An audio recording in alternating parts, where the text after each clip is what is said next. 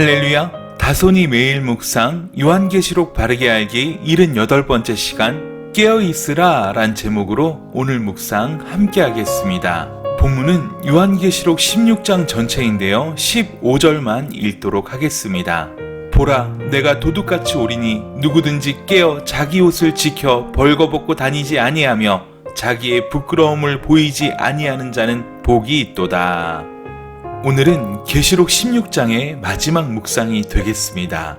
지난 16장의 묵상을 염두에 두시면서 본문 15절의 말씀을 통해 성도가 깨어있어야 하는 이유를 함께 자세히 살펴보려고 합니다.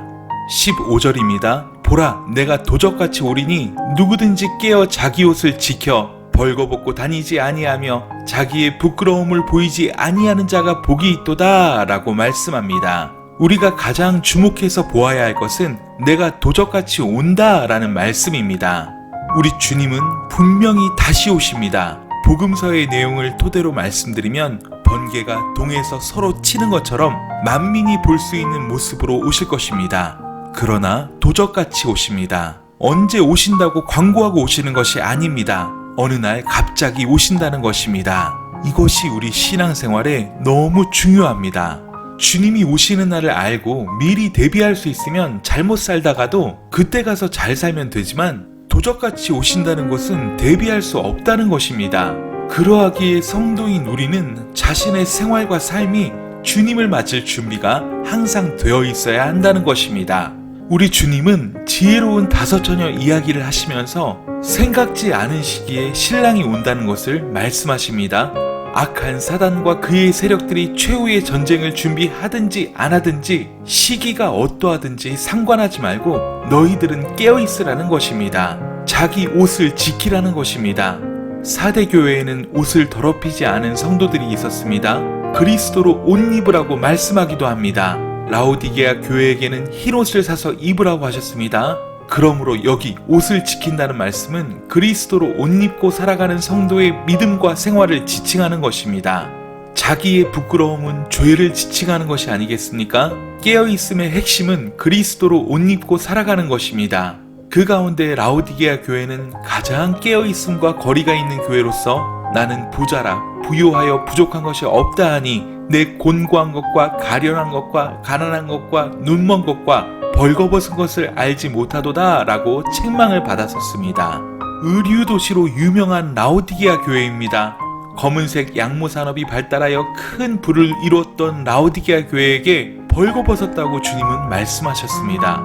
그런데 오늘 본문의 15절은 강조해서 말씀합니다. 누구든지 깨어 자기 옷을 지켜 벌거벗고 다니지 아니하며 자기의 부끄러움을 보이지 아니하는 자가 복이 있다고 말씀합니다. 여기서 벌거벗음은 처음 아담과 하와가 타락한 후에 수치를 느껴 무화과 나무로 옷을 헤입었다는 그런 종류의 수치심을 말하는 것 같아 보이지는 않습니다. 라오디게아 교회의 벌거벗음은 영적인 수치를 말하는 것입니다. 따라서 여기 깨어있음과 벌거벗음은 둘 다 영적인 깨어있음과 그렇지 못함을 전달하기 위한 이미지란 것입니다.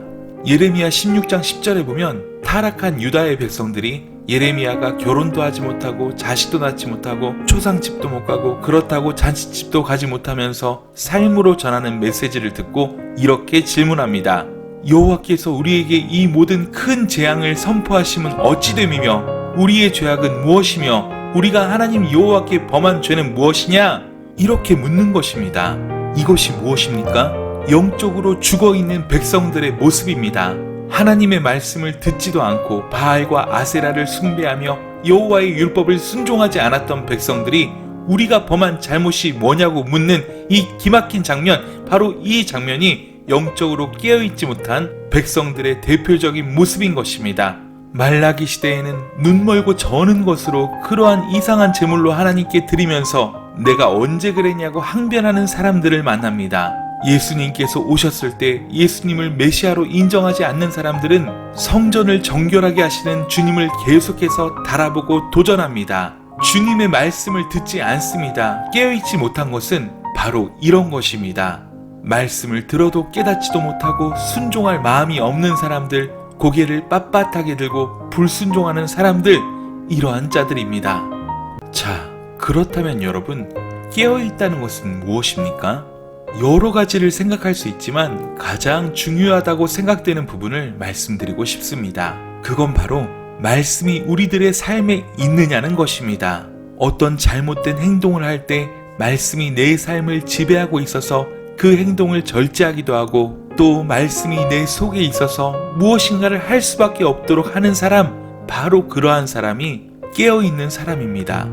가끔 지체들과 큐티를 나누다 보면 어떤 분은 동문서답식의 나눔을 합니다. 그날의 말씀이 마음을 사로잡고 있어서 그날 말씀을 붙잡고 고민한 흔적이 나오는 것이 아니라 동서남북을 표류하고 있는 쉐어링을 하는 것입니다. 엄밀히 말하면 그것은 깨어있지 못한 것입니다. 말씀이 가슴에 새겨져 있어 항상 민감하게 주의 뜻에 반응하여 행동하는 사람, 죄와 싸우는 사람, 선을 베푸는 사람, 이러한 사람이 바로 깨어있는 사람인 것입니다. 여러분, 말씀이 삶을 지배하게 하십시오. 그게 깨어있는 것입니다. 도둑같이 오실 주님을 언제 오실지 궁금해하며 바라볼 필요가 없습니다. 그냥 생활이 복음이 되게 하십시오. 그리스도의 십자가의 보혈이 우리 혈관에 흐르는 사람이 깨어있는 사람입니다. 말씀이 여러분의 생각 속에 늘 머물러 있는 사람이 되십시오. 그 말씀에 순종하기 위해서 마음을 쓰고 어떤 행동을 하려다가도 오늘 말씀이 기억나서 그만두는 그런 사람이 되십시오. 쌓이고 쌓여진 누적된 말씀의 기준 때문에 그것이 삶이 되고 체질이 되어버린 사람, 그래서 더 이상 나누라는 말씀을 묵상하지 않아도 나눔이 삶이 되어버린 그러한 사람, 삶의 작은 구석에서도 다른 사람을 배려하는 것이 습관이 되어 섬기는 사람, 이러한 사람이 깨어있는 사람입니다. 한마디로 깨어있음은 주님의 뜻에 순종하는 삶을 의미하는 것입니다. 깨어있으라, 이 말씀이 계시록의 마지막 심판에 주님이 하시는 가장 중요한 말씀임을 기억하시기 바랍니다. 이 아침의 묵상을 꼭 기억하시면서 오늘 하루도 말씀에 깨어서 순종하는 저와 여러분 되시길 간절히 소원합니다.